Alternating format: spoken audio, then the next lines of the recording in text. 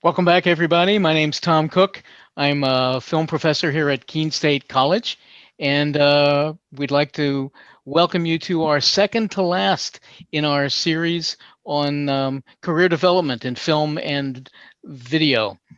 Uh, Mostly, the class is comprised of juniors and seniors who are obviously looking to work professionally upon graduation. We spend the majority of the semester looking at ways that they can not only hone their skills, but once they graduate, it's about pounding the pavement virtually and possibly physically, and getting themselves known so they can find that first job or subsequent jobs. It's about learning how to write cover letters, how to do proper resumes and demo reels, about putting up a website, joining LinkedIn.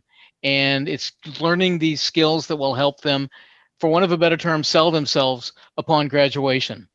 One of my favorite aspects, and I think one of our favorite aspects, is our ability every week to invite folks, either graduates who can come back and tell us about their experiences in the film industry, or leading filmmakers within the Hollywood and non-Hollywood era, and those folks who are out working professionally, who can come in and give advice to our students. Our guest tonight has received 2 Academy Award nominations for Best Documentary Feature, was awarded 2 Emmys for Best Outstanding Informational Series and Best Outstanding Nonfiction Series. He's received a Producer of the Year award from the Producers Guild of America, a People's Choice Award, a Peabody Award, a DuPont Columbia Award, and a D.W. Griffith Award, and the John Steinbeck Award. He was awarded the S. Roger Horshaw Award for the greatest public servant by service by a private citizen, 2 Grammys Award, and a Lifetime Achievement Award. For decades, he's been at the forefront of the documentary art form, educating and entertaining us on such disparate topics as American presidents, politics, America's greatest pastime of baseball, my favorite, music, literature, the Holocaust, and a little skirmish that he liked to call the Civil War. He's been a constant supporter and friend of the Keene State College film program, providing our students with invaluable internship opportunities and hiring not a small number of them on post graduation. Only a few minutes up the road from us here at Keene State, he calls Walpole, New Hampshire home. And I'm pleased to welcome our guest speaker tonight, Mr. Ken Burns. Ken, thank you for joining us. Thank you, Tom. Thanks for having me. I certainly want to get to the questions because it is not in this particular instance about me, but maybe what I've learned in my experience. Just to say that I've wanted to be a filmmaker since I was 12 years old. I thought that meant that it would be a feature filmmaker. This was in the 60s, and that meant John Ford or Alfred Hitchcock or Howard Hawks. I ended up at Hampshire College, just down the road in Amherst, Massachusetts, in the fall of or late summer of '71. And all of my teachers there were social documentary still photographers and filmmakers who sort of correctly showed me that there is as much drama in what is and what was as anything the human imagination dreams up. And so I suddenly found this, at that point, lifelong interest in becoming a feature filmmaker changed to documentary. And then it just became the question of what kind of documentaries. And although I am untrained and untutored in American history, I had, since a very young boy, been interested in it. And I've essentially, all of the films that I have done, almost 40 films, some of them an hour long, some of them 18 hours long, have been in American history.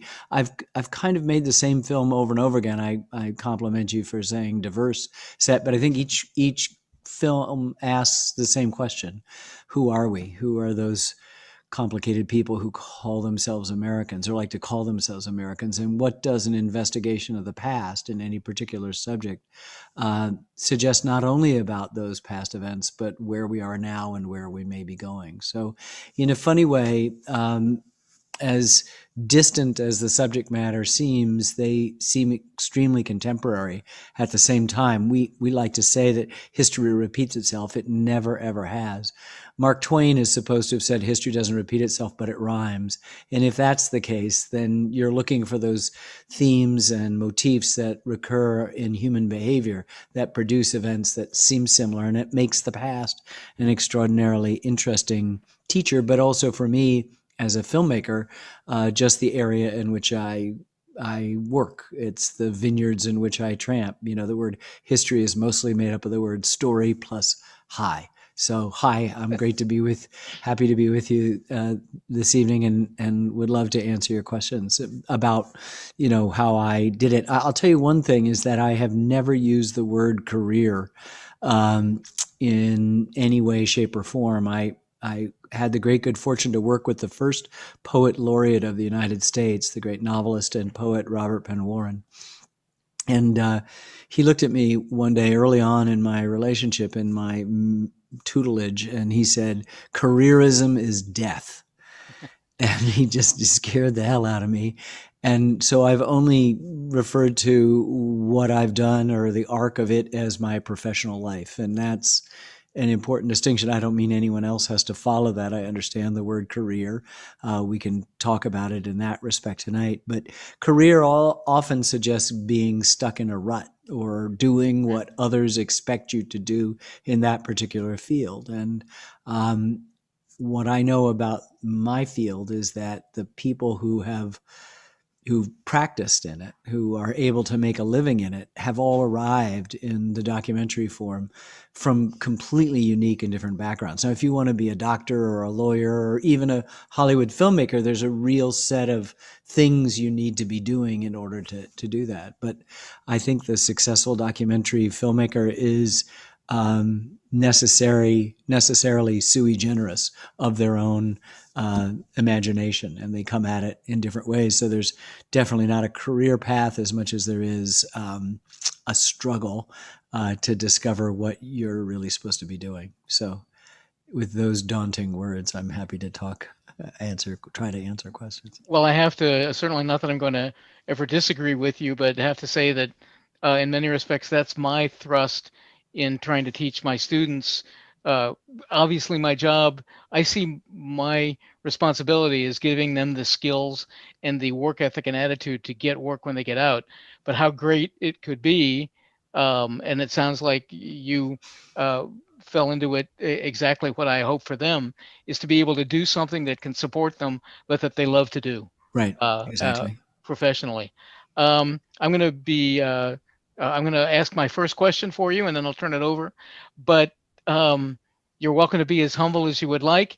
But clearly, decades ago, you turned the documentary world on its head with your own inimitable style. And I think anytime you ask, we'll say, the man on the street to name, you know, documentary, you're the one who comes up.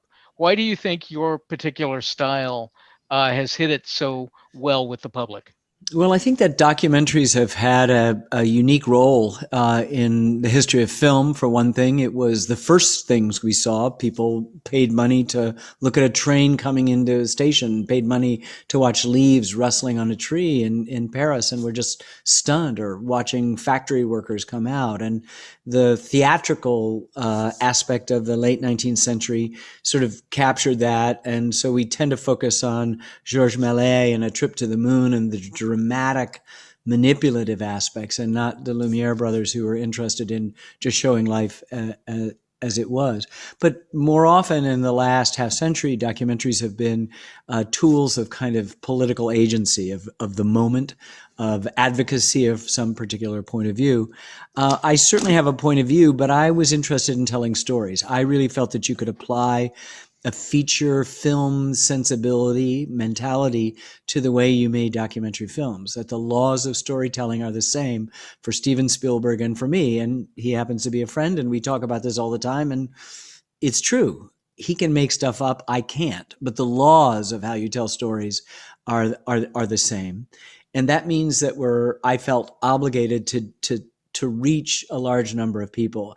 And in my case, with the past, knowing how volatile that is, to not sort of advocate any simple, superficial political point of view, but have really complex and dense structures. So in the end, I think the stories that we tell have been hugely successful because there's some toehold for people to come in. It's also in the mass medium of television. I began as the filmmaker thinking that I wanted my films shown in, large dark rooms among strangers, which is the great covenant of filmmaking. And I still enjoy that and still go to film festivals and like that.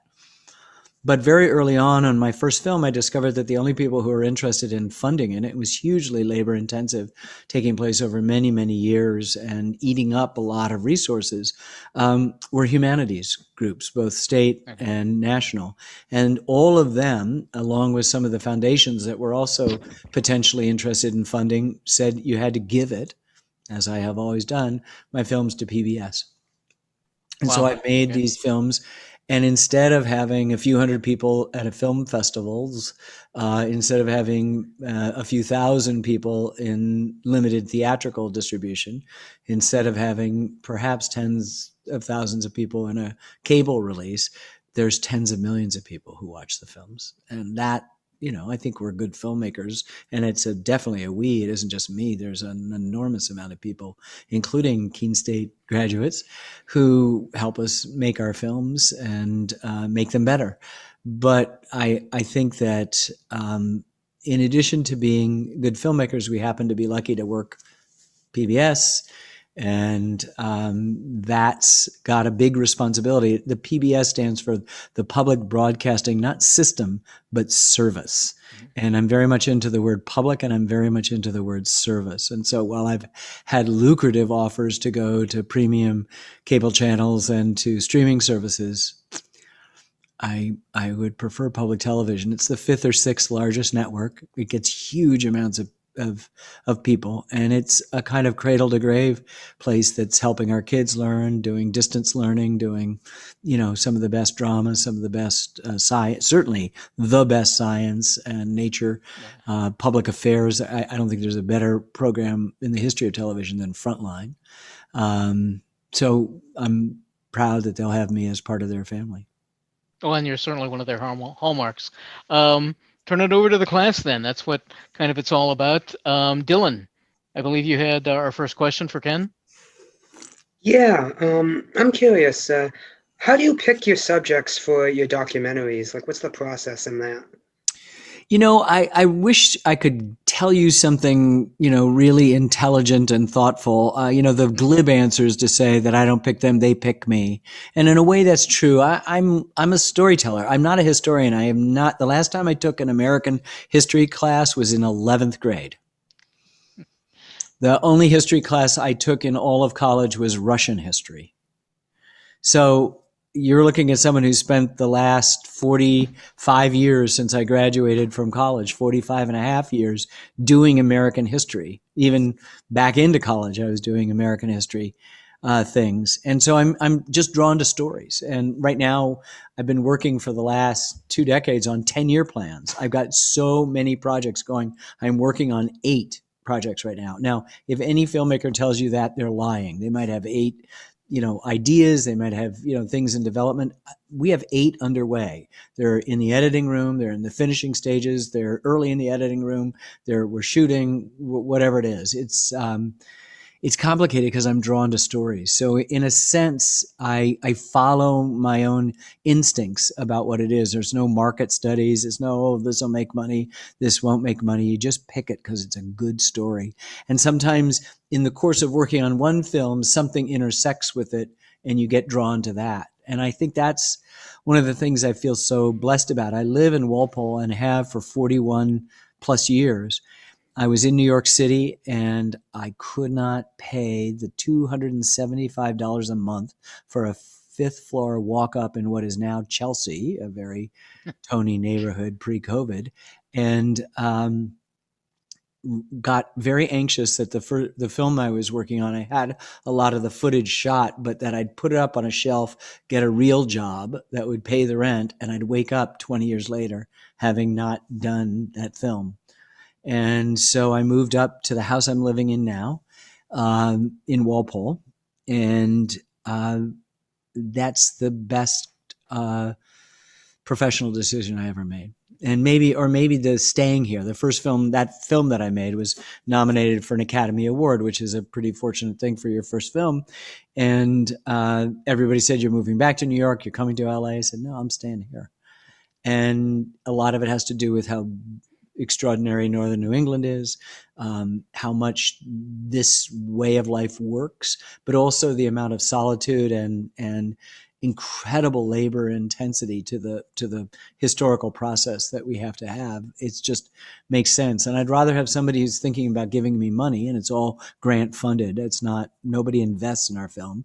I'd rather them come up and see that there's zero or very minimal overhead rather than some plush, suite of offices or floor in lower Manhattan or some fashionable neighborhood. It's pretty funky, but it's all up on the screen, as they say. So all of those things. Well, one I'm one drawn to of stories. one of your uh, proteges, Jennifer Dunnington, was one of our guests earlier, and she regaled us with stories about how you folks would just take breaks and go out and play soccer or ice skate on the pond. And Right. she said that Walpole was just an idyllic place for filmmakers. It really is. And I think a lot of it, I mean, obviously, if you need the hustle and bustle of the city, it's not going to provide that. But our work is so compelling. And I think the nucleus of people, even I spend all my day like this in Zooms, editing sessions. Today I did a mix and an online playback of one episode of a film we're finishing that'll be up next in April on the writer Ernest Hemingway. It still feels close to everybody. I miss hugging them. I miss, the laughter that happens from being where we are. And these are pretty tense times. But yeah, it's been conducive to making this stuff. And I can't think of anywhere else. I love New York. I spend a lot of time there of necessity. I travel around the country raising money, except since last March. And I like the intimacy and the scale of here. And when you get stuck, you walk outside and you're reminded that there's things bigger than you. Megan, Ken was talking to us about how clearly documentaries have story as well. You had a question for him about story and plot, I believe. Megan, you with us? There we go. Yes, I did. Yeah. So my question to you was, after you finish the research process of your films, how do you go about shaping the plot for your films? Well, the plot is shaped, Shelby Foote, who was in our Civil War series, said, God is the greatest dramatist. And it's a pretty wonderful line. We don't shape the plot. We've got a plot, right? It's how you then, you would presuppose that making films is like adding stuff on, but it's really, as any of you already know, it's about subtracting. I love the metaphor of maple syrup, 40 gallons of sap to 1 gallon of syrup. And it's pretty much what we do. So it's really, I'll give you a sense of our process. And one of them is to tell you that, most filmmakers, most film companies, they'll have a set research period out of which they'll have a set writing period, say 3 weeks or 3 months. And then they've got a script, and the script is sort of written in stone, and it informs the shooting for however long that is, and informs the editing. We never stop researching, period. And we were looking at the playback and online of a finished film, and we were changing it today, which is just hell for the editors. But we were changing it because we learned something, right? But if you never stop researching, then you never stop writing. Nothing's written in stone.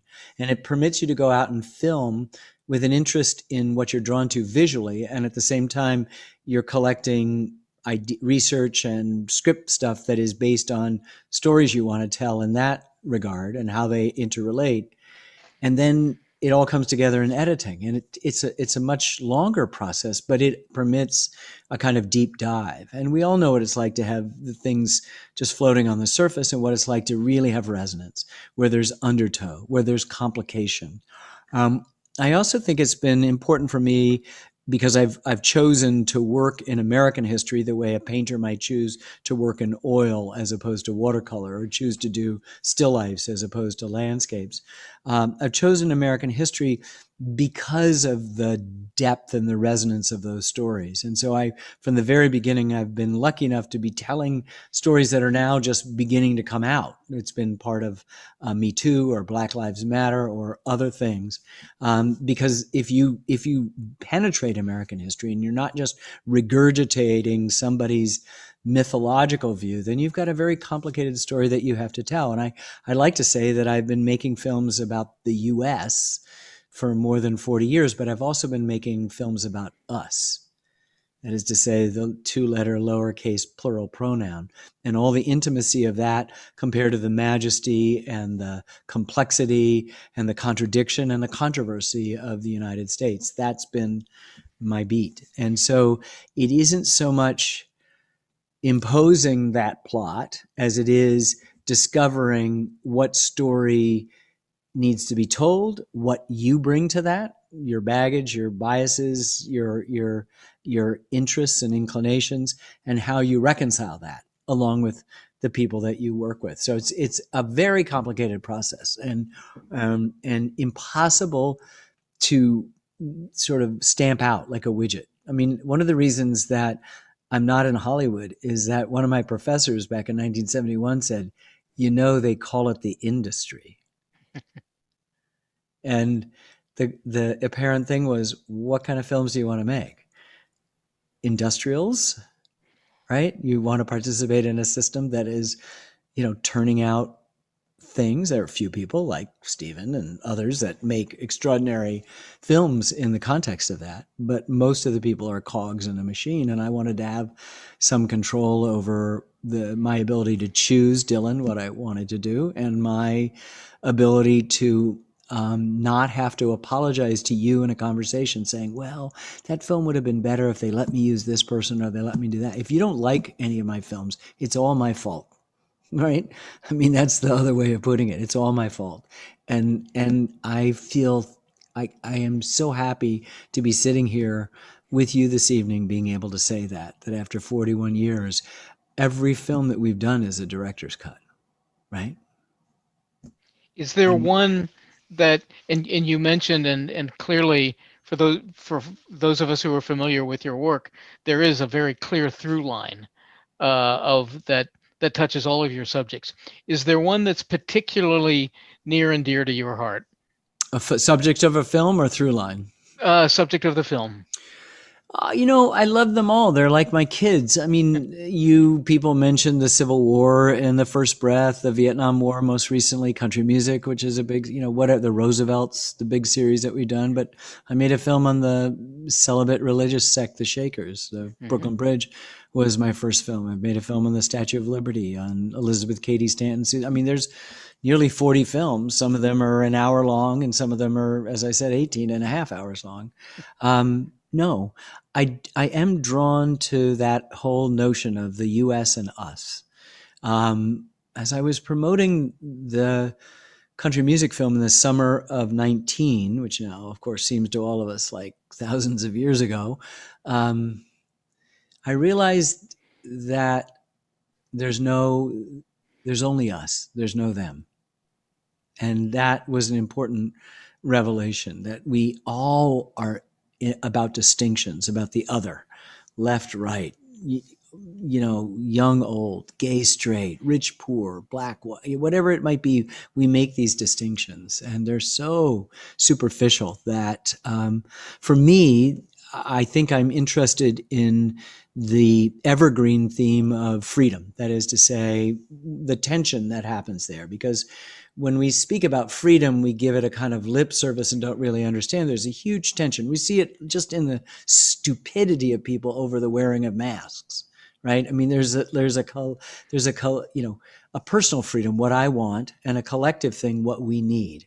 And sometimes that's in tremendous conflict. And there's no greater example than right now with regard to the politicization of masks. The second thing I would say was race. We know, unlike most countries, we know exactly when we were founded, July 4, 1776. We know where, Philadelphia, and we know what our creed is. It's the second sentence of the Declaration. We hold these truths to be self-evident, that all men are created equal.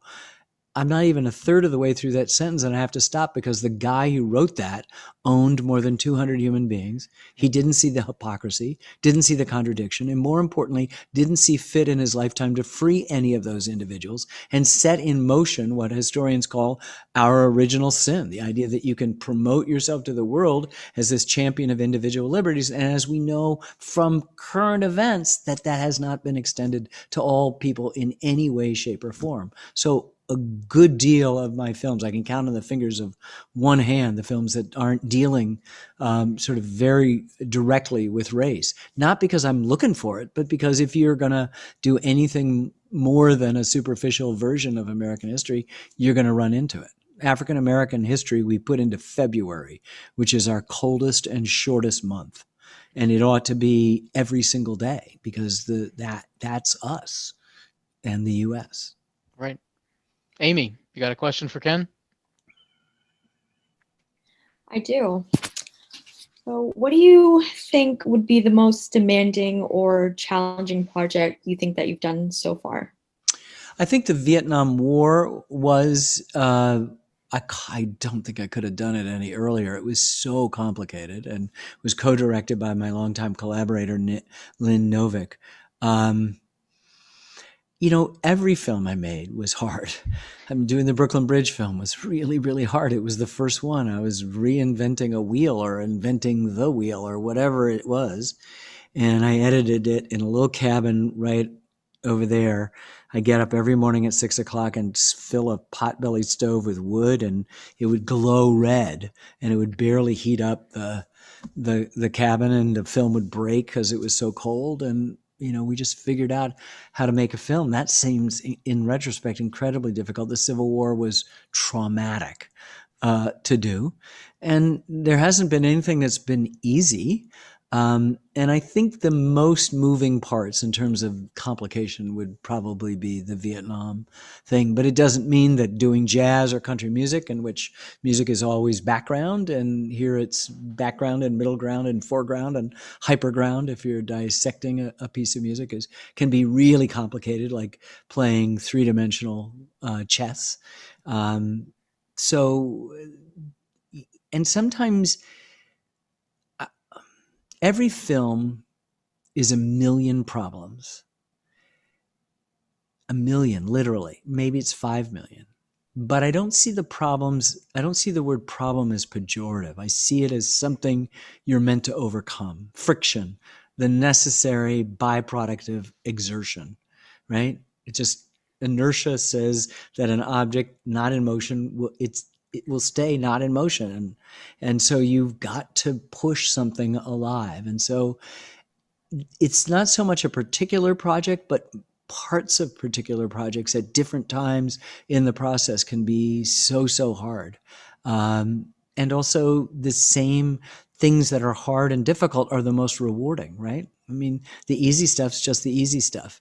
And all of us here, I don't know anything about your personal lives, but I know that you are more defined by the trouble, the difficulties, the hardships that you've had than you have by the good times. The good times you remember and you like them and you want them, but we are really the product. I mean, my mother had cancer by the time I was 2 or 3 years old and died a couple months short of my 12th birthday. I wouldn't be sitting here before you if she had not gone through that, and I had not had to witness all of that. Because as my late father-in-law said, he said, "Look what you do for a living. You wake the dead," and that's pretty true. My whole idea is to try to take people who are long gone and make them seem like they're right here. And he said, "Who do you think you're really trying to wake up?" So I think difficulty is actually the whole point of it.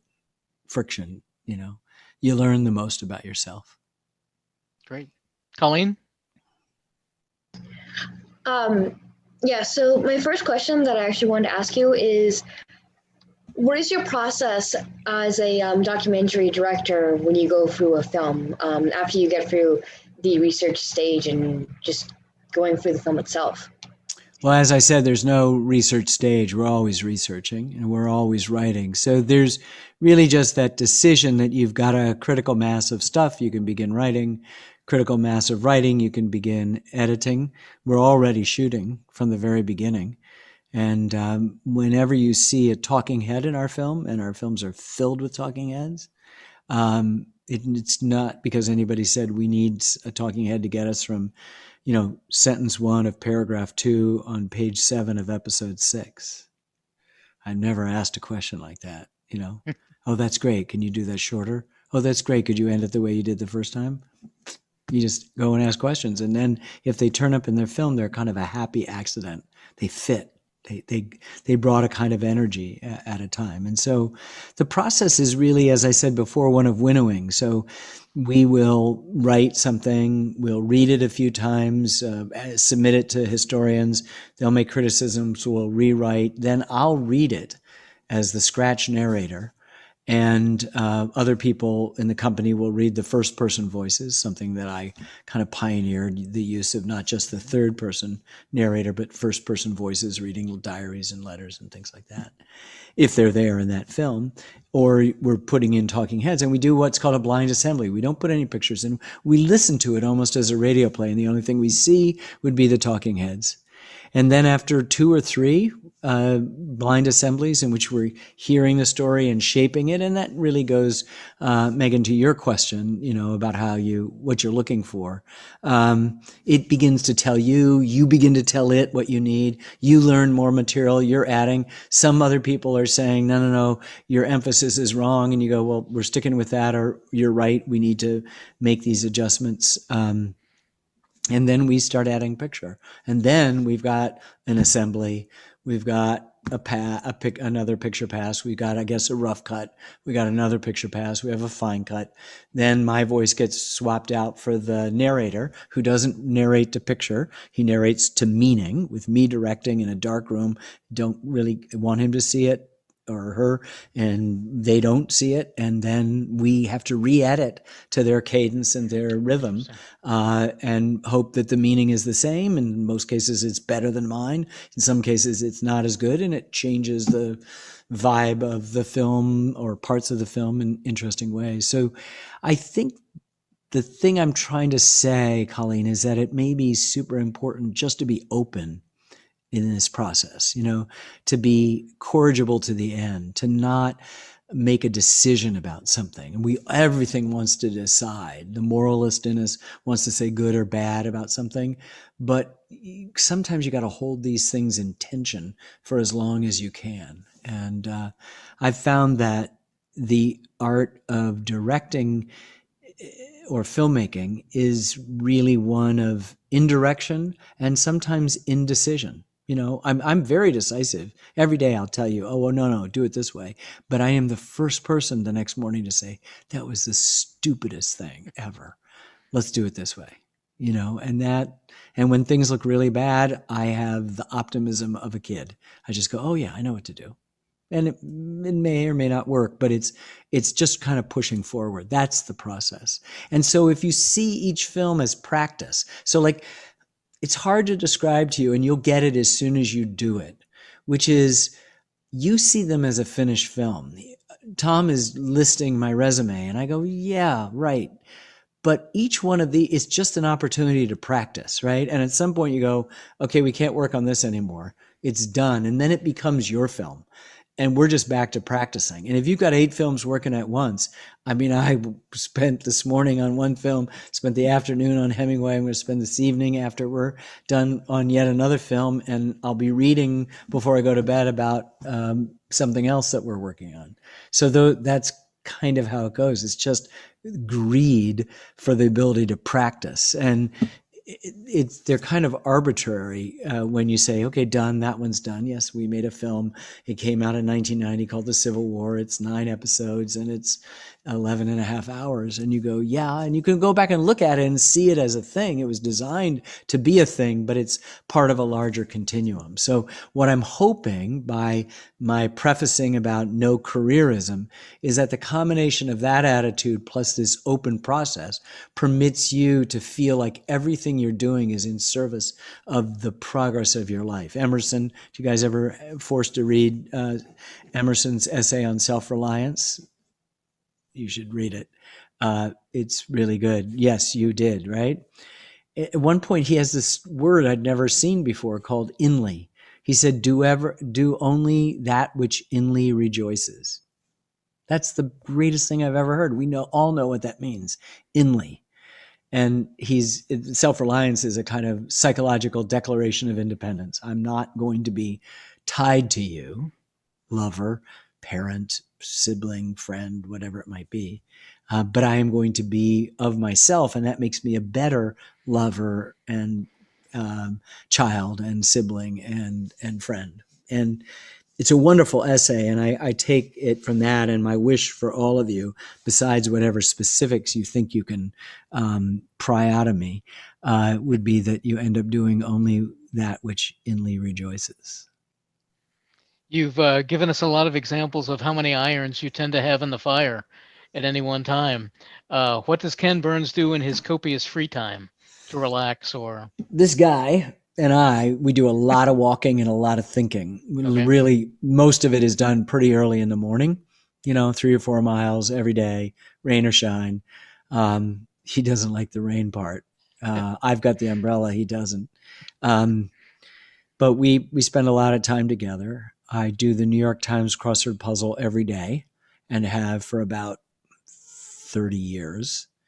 It gets progressively harder Monday through Saturday, and then Sunday's just big. I have 4 daughters that are the most important co-productions that I have, ranging from 38 to 10. They're the biggest part of my life. And Right. so the time that I spend with them, very fortunate that my oldest daughter and her husband are my collaborators. I've got 4 different producing groups. Lynn Novick and I are one, Dayton Duncan and I were one, David Schmidt and I are one, and Sarah Burns and her husband David McMahon. We made the Central Park Five, and Jackie Robinson. We're working on a big film on Muhammad Ali, and right after that on Leonardo da Vinci, the first non-American topic we've ever done. Interesting. So what Yikes. made you choose Da Vinci? So a friend of mine is the great historian Walter Isaacson, who wrote a wonderful book on Benjamin Franklin, which is the subject of a film we're working on right now. Very, very, very contemporary. He enslaved people, and yet he was the first person to propose before the Congress, the newly created Congress, abolition. It, of course, didn't pass. He was, a great moralist that failed in a lot of morals. He was a great inventor and scientist. He was also someone who believed in vaccinations that kind of didn't with his son and lost that son. And we're in the middle of a big question about who's going to do vaccinations and things like that. It's very, very, every subject we've ever done, it just feels like it was ripped from today's headlines. And in fact, I have a stump speech for every film that I do, in which I go out and say to them, what if I told you I'd been working for 10 years or 5 years or whatever it is? And it's about this, this, and this. And I describe things that are just exactly of this moment. And they say, but all of those are true of the Vietnam War, or all of those are true of Prohibition, or all of those are true of the Civil War, or the Brooklyn Bridge, or whatever it might be. And I think that's shocking to people. Somehow we've got this arrogance that because we're alive and we've survived and they haven't, that somehow we know more than them, that we've escaped the traps of them. You think the word woke, means something? It means nothing. Every generation has had, cool or hep or hip or what, these are all people who they look at woke and they go, you guys have no idea what you're talking about. And this is the human nature, to think that each new generation invents something that knows more than the previous generation. And while things change, technology changes, information, the quantity of information changes, human nature doesn't. And so you'll see all the same quantities of greed and generosity, of puritanism and prurience. And, that just makes storytelling that much more fun. And so do you see your projects and the works that you do an effort to try to bring that to the forefront. And because my question would be, and I agree completely with your comments, how do we fix that? How do we solve this as a society? Yeah, well, that's the question. The answer, Tom, is no. I have to tell a story. Now, having done this for more than 40 years, I know that whenever I finish, I'm going to lift up and you're going to go, boy, this is resonating with today. Or every step of the way along the line you do, but you have to filter that out. I'm not trying to make a commentary for this moment.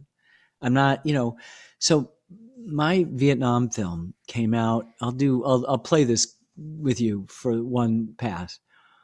My Vietnam film came out in late September of 17. So we were then, 8 months, 9 months into the new administration, right? Mm-hmm. And I would go out this summer of 17 and I'd say, what if I told you I'd been working for 10 and a half years? That's how long it was. 10 and a half years about a film about mass demonstrations taking place all across the country against the current administration, about a White House in disarray, obsessed with leaks, about a president certain the media was making up stories about him, about asymmetrical warfare that confounded the mighty might of the United States military, about huge big document drops of stolen classified material that destabilized the political situation, and accusations that a political party reached out to a foreign power to help them affect a national election. You would tell me I've been doing it about the last year and a half. But in fact, all of those things are true of the Vietnam War. And more importantly, they were true when I began work at the end of 2006 on this project.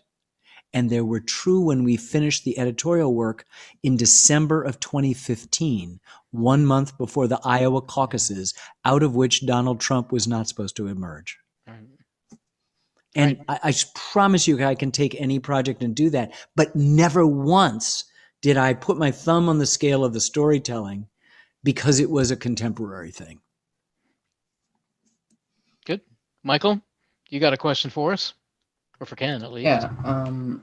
What, for you personally, has been the most difficult part of your process of planning a film? Well, I'm not sure I'd use the word planning. They're all pretty complicated. Editing is where our films are made. So I've got to say that's the most difficult part. You can't get to editing without extraordinary hunter-gathering, researching of archival material, shooting of live cinematography, the conducting of interviews, all the other material that you gather, the story itself and the historical accuracy and the level of the historians that you have hired to help explain it, the people that you've interviewed and the quality of their commentary, all of that, the music that you're using, the sound effects that you're trying to collect to will those old photographs alive. But nothing's going to work unless you have the strength of, it's almost character to be able to make big, huge changes in the editing room. And sometimes it's taking out a scene that you love that may be better than any adjacent scene, but is destabilizing the entire arc of it. Or saying that within that scene, what ends it should begin it, what begins it should end it. That if you just rearrange this or rewrite it, you always are trying to look at it as if you're curious, you're ignorant, but curious. And the problem, of course, with all of us, and you've probably experienced it already with projects you've worked on, is you get so close to it so quickly that it's really hard to be the person. And that, I wear a lot of hats. I'm a director, I'm a producer, I'm a writer, I oversee music, I'm a cinematographer. I supervise the editing, all that sort of stuff. I raise the money, I'm executive producer. I talk about it, I'm kind of the chief promoter. But the biggest thing I do is sit in the editing room and see it anew. Right? I can see it the way somebody that doesn't know anything about it. And I go, how come we are presuming that they will know this? Right? Just because we know doesn't mean that anybody else coming in. So it's a pretty, I'd say the editing is the most difficult, but then that's the most challenging and satisfying, as I said before, aspect of it. There's nothing that's easy. None of this is easy work. Anna? Hi. Hi. My question is, would you ever consider making a feature film like a fiction film? Yeah, that's what, I it's never say never. I'm keeping my day job, and right now, HBO, I made a film on the first African American heavyweight champion back in 2005 that won a few Emmys, called Unforgivable Blackness: The Rise and Fall of Jack Johnson. And there have been several interests, and it looks like there may be real interest from HBO in making something like that. Whether I would direct it, I don't know. But I love the work that I do now. It's really great, and I have lots of respect. And in some ways, most of my sensibilities are about fiction, because fiction doesn't hem and haw about needing to obey the laws of storytelling. Aristotelian poetics, which is an essay written by Aristotle about beginning, middles, and end, and protagonists and antagonists and climaxes and denouements and all the things that apply to storytelling. They're true. You don't, when somebody says, "Honey, how was your day?" you don't say, "I backed slowly down the driveway, avoiding the garbage can at the curb," unless somebody tease-bones you, and then that's exactly how you tell the story. So Curtis, it's like, I'm what sorry, are you Ken. going to do? No, I mean, what are you going to do to distill human experience into something that transfers that human experience to somebody else, which we call storytelling? Right. Curtis? So I know your films take a whole lot of research. How long does it typically take to like gather all that research, and where do you typically find it? There's no typically. That's the sort of thing. I like the fact that there's no kind of game. We now know where a lot of the archival bodies are buried when we're looking for old photographs. We've been through various periods in American history, so we have relationships with this. But it's not uncommon, if you look at our credit list, to see 200 or 300 or 400 sources of archival footage of photographs, and 30 footage, and many others, personal thanks to people who've helped tell the story. You look as much as you can. Today we were looking at a photograph in the midst. It's plopped in the middle of a lot of footage from World War I. Hemingway wants to go to World War I. He's a little bit too young. He becomes a reporter, and then he joins, because of his poor eyesight, ambulance service, and is sent to Italy, and is wounded. 227 pieces of shrapnel in one leg.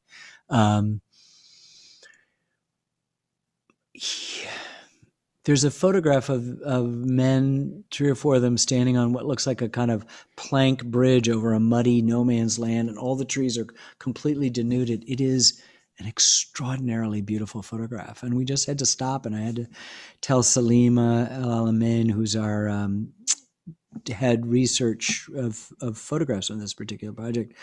I've said it to her 20 times how beautiful this image is, and it's stunning. And you'd think that you'd want footage, because footage is real and a photograph is just arrested. The footage is nothing compared to this photograph and what you can do. So it's that's the part that I love. It means, I used to say this about the baseball project. If you've got Babe Ruth running around the bases, you can basically talk about him running around the bases. But if you got a portrait of Babe Ruth, you can talk about him running around the bases. You can talk about his unhappy childhood on the Baltimore wharfs. You can talk about his estranged relationship with the women in his life. You can talk about a whole variety of things, because that still portrait is so revealing of who he is, or it's asking questions. Who are you? That it's a kind of blank slate, a blank page that you can fill it up. So people say, boy, you must be so glad to be working in this area where there's footage. I go, I'm happy to do it with still photographs. And a couple of the projects I'm working on now, it's before photographs. We're doing a history of the American Revolution and a separate one on Benjamin Franklin. There are no photographs.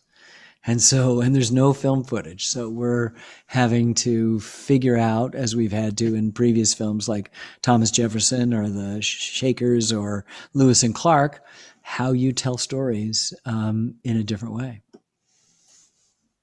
Folks, we've got Ken for about 5 minutes or so left. Get out of here. Please. That was I thought it was like 7:15. No, it goes fast, doesn't it? Other questions? So anybody jump in? They all sent me a list of stuff, and I kind of picked my favorites to ask you of each of them, and I'll let them kind of have at it right now. Anybody else got anything else to ask? Lightning round. Exactly. Oh, come on. I got another, I guess. There we go, Curtis. Has there been like any one piece of like information or a photograph or something that you have found in your research on like any project that has really touched you or like stuck with you? Yeah, 1,000 times. 1,000 times. I remember I was at the Museum of the Confederacy filming all the available photographs they had. And I finally asked the curator at the end of the day, long day, anything else? He goes, no, I just got a box of seconds, meaning copy prints of what they had. And so I said, can we just go through it? Maybe there's a different quality to a shot we've already seen. So we went through and it was the same thing. I put a couple up and filmed them. But then at the very bottom, stuck under the bottom, was a picture of Robert E. Lee I'd never seen before. And I said, I've never seen this before. And then I heard the greatest words I've ever heard in an archive, which is, neither have I. We just ended up with this like enigmatic picture of Lee with a Mona Lisa kind of smile. I'd never seen Lee even close to a smile in any of the photographs, but these are the great discoveries. Every single one. It may be just the way somebody talks about something. It may be a piece of music. We have this wonderful composer that we've been working with who works with the Silk Road Ensemble named Johnny Gandelsman, and he just wrote some beautiful original music for us for the Hemingway film, as he did in Vietnam, and he's doing for a film we're doing on the United States and the Holocaust. And it's such a privilege to work. I mean, my brother once said, who works in documentary too, he said that what we do in documentary, it aspires, when it dies and goes to heaven, it wants to become music. And we use musical analogies whenever we're editing. Hold that a beat longer, hold a couple more notes. We sort of use the language of music, however superficially, to describe these things. So. Maybe I'm reading too much similarity into the work we do as filmmakers, but relative to a patchwork ensemble, I understand you're a quilt fanatic. I am. What started that? I don't know. I think fabric is a real good way to sort of enter into a culture, women's work, which is often anonymous and uncredited. And so my whole life is telling stories, and a quilt is a kind of an anonymous mystery. It's just, you just wonder, was this one girl? Was it a woman? Was it many women? Did they make it? Sometimes it comes with a vague date, 1830, 1850 attached, but I probably have 70 or 80 quilts that are like my friends, they're great. I love them. I just think they're fantastic. Whenever anyone goes traveling around the world, which we don't do too much these days, but they say, what do you want? I say, just bring back a piece of cloth, bring back fabric of some kind. Yeah. But does the dog get to sleep on them though? No, might be the big question. The dog sleeps on the floor, as you can see. Right. Folks, other questions? We got to close I think down. Colleen had one. Colleen, Anna's got one. Go ahead, Colleen. So you've mentioned before how like some of the topics of your documentaries have been about conflicts that America has been in, whether it be Vietnam or Civil War. But have you ever thought about doing conflicts that we weren't involved in, like the 10-Year War or the French Revolution, or any of those types of stories from around the world? The simple answer is no, because I'm just doing stuff about the United States. My subjects, like I did one on World War II, necessarily involved others, but it was the American story. I told the story of the Second World War, which is the greatest cataclysm in human history, through the experiences of people mostly from 4 geographically distributed American towns: Waterbury, Connecticut, and Mobile, Alabama, Sacramento, California, and tiny, tiny Laverne, Minnesota. Told the whole story of it, and it worked. It's the longest film that's ever been shown at the Cannes Film Festival. Oh, it's 15 hours long, and they showed it, and God bless them for doing that. but it's, I'm interested in, I'm like Guam or Samoa. I'm an American possession. Great. Anna, I guess you get to close down the day. Hi. So I had a question. You were talking about your relationship with PBS earlier. I was just wondering what would be some advice that you would have for someone who wants to work in PBS? Like, do you know anything about that? Well, it's hard. It's a nonprofit, so each of the local stations, it's the biggest network in the world, but it's tiny, and so it's hard to do it. I'd almost suggest that you go out and get your chops and have something that they want. And then, I mean, I don't work for them, right? I work with a Washington D.C. station since 1990. PBS have given me a modest portion of my budget, maybe 10, maybe 12% of each budget. It doesn't really work that way. We'll give you 12%, but they'll give us a amount of money which we distribute it, and probably comes out to that, right? And then I raise the other 85% from other sources. So, the good thing is just there's no commercial interruption. That's hugely important. And there's not a suit. I mean, I could go tomorrow. I could have taken the Vietnam series and gone to a streaming channel, and they said, Ken Burns, yes, we'll give you $30 million to do it. But they wouldn't give me 10 and a half years. And because I had to raise all the money, which was terribly hard, but then I controlled the time element of it. And PBS is happy to say, okay, take 10 years, 10 and a half years to do this. And that was really wonderful. So I think it's more, you want to make yourself known to PBS rather than working up through a system. It would be going to a station like the one in Durham in New Hampshire and saying, okay, can I get a job, and working up, and I want to be in producing, but then so does everybody. And then you make something, and then how old are you when that something then breaks and you move to another thing? I set out and started my own company, which was crazy. And then, found out that the only boss I could stand, and I couldn't stand him, was myself. And, that's the only boss I've had. It's been great. Terrific. Not to put you on the spot, but any final words of advice for our nascent filmmakers?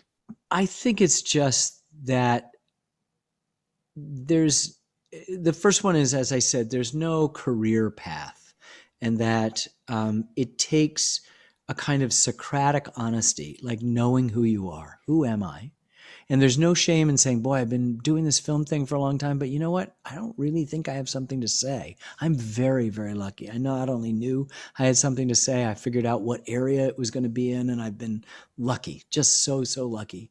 But not everybody necessarily does it. It may not hit until whatever. So just do what inly rejoices, but then realize that, particularly in documentary, but in any form of whatever career you choose, feature films or doctor or lawyer, the only success comes through perseverance.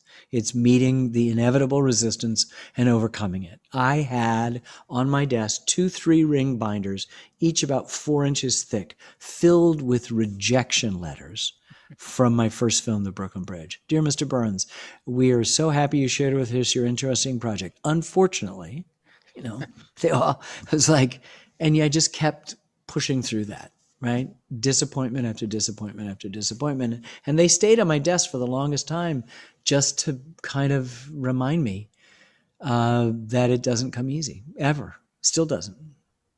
So I think it's just know who you are and persevere, work hard. Another way of saying it, work hard. Terrific. Ken, I can't thank you enough for taking My pleasure. time. Good luck, everybody. I hope everything works out for you. Should be good. I'd like to thank Misty Kennedy and Mark Gempler for our behind-the-scenes collaboration and bringing Ken Burns to our class today. Wish everybody happy Thanksgiving. We will not be here next week, but 2 weeks from now will be our final guest speaker, Lee Perkins, former director of local Cheshire TV cable television, and he'll be able to talk to us about several things relative to that. So thanks very much, and we'll see you soon.